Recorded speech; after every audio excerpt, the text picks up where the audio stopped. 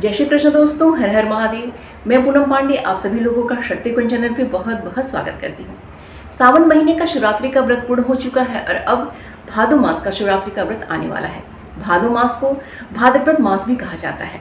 चातुर्मास का यह दूसरा महीना होता है। भाद्रपद का अर्थ होता है कल्याण करने वाले व्रतों का महीना।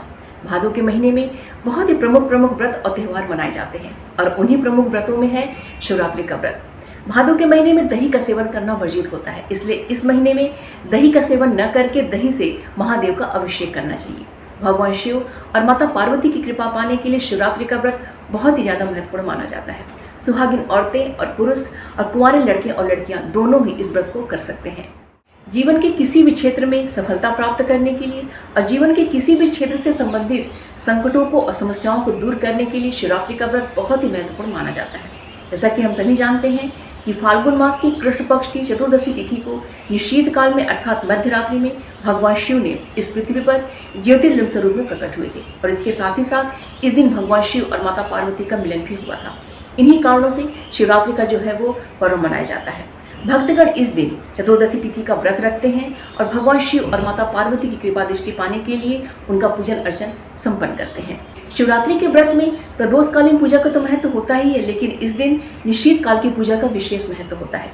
प्रत्येक महीने की कृष्ण पक्ष की जो चतुर्दशी तिथि होती है वो बहुत ही ऊर्जावान तिथि होती है। इसीलिए जो भी मनुष्य चतुर्दशी तिथि का व्रत रखता है, भगवान शिव और माता पार्वती की पूजन अर्चन करता है, ये तिथि इतनी ज़्यादा ऊर्जावान, इतनी ज़्यादा शक्तिशाली होती है कि मनुष्य की समस्त प्रकार की जो मनोकामना होती है वो अवश्य ही पूर्ण होती है। 2024 भादो मास के कृष्ण पक्ष की चतुर्दशी तिथि का प्रारंभ 1 सितंबर दिन रविवार की सुबह में अर्थात ब्रह्म मुहूर्त से थोड़ा पहले 3:40 से हो रहा है और चतुर्दशी तिथि का समापन 2 सितंबर दिन सोमवार की सुबह में 5:21 पे हो रहा है। उसके पश्चात अमावस्या तिथि प्रारंभ हो जा रही है। शिवरात्रि व्रत के नियम के अनुसार यह व्रत तभी रखा जाता है जब चतुर्दशी तिथि निश्चित काल में प्राप्त होती है। तो 1 सितंबर दिन रविवार को हमें पूरे दिन और पूरी रात्रि जो है चतुर्दशी तिथि प्राप्त हो रही है और निश्चित काल में भी हमें चतुर्दशी तिथि प्राप्त हो रही है। इसलिए भादो मास का जो शिवरात्रि का व्रत है वो 1 सितंबर दिन रविवार को मनाया जाएगा। 1 सितंबर को जो निश्चित काल की पूजा है वो शिव युग में संपन्न हो रही है, जो कि बहुत ही ज़्यादा शुभ और बहुत ही ज़्यादा मंगलकारी है। इस दिन भगवान शिव का वास शमशान में है।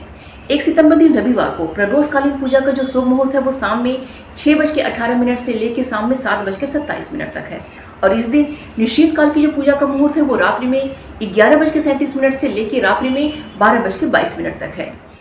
भादो के महीने में सुख समृद्धि में वृद्धि के लिए शिवलिंग का दूध, दही और शहद से अवश्य ही अभिषेक करना चाहिए।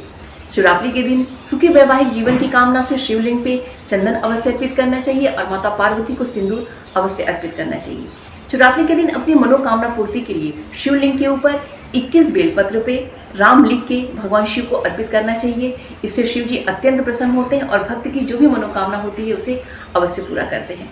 इसके साथ ही साथ अगर जीवन में अनेकों प्रकार की जो समस्याएं चल रही हैं उन समस्याओं को दूर करने के लिए शिवरात्रि के दिन शिव मंदिर में बेल के पेड़ के नीचे और आंवले के पेड़ के नीचे घी का दीपक अवश्य जलाना चाहिए। इससे जीवन में जितने भी प्रकार के संकट समस्याएं होती हैं वो दूर होती हैं।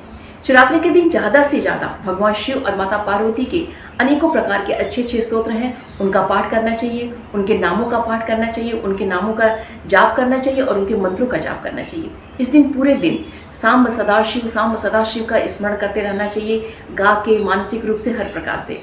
इससे महादेव और माता पार्वती अत्यंत ही प्रसन्न होते हैं। उम्मीद करती हूँ कि यह वीडियो आप सभी के लिए बहुत ही उपयोगी होगा।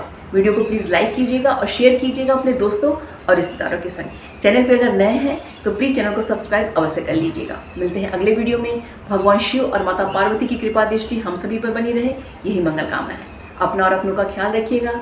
जय श्री कृष्ण, हर हर महादेव।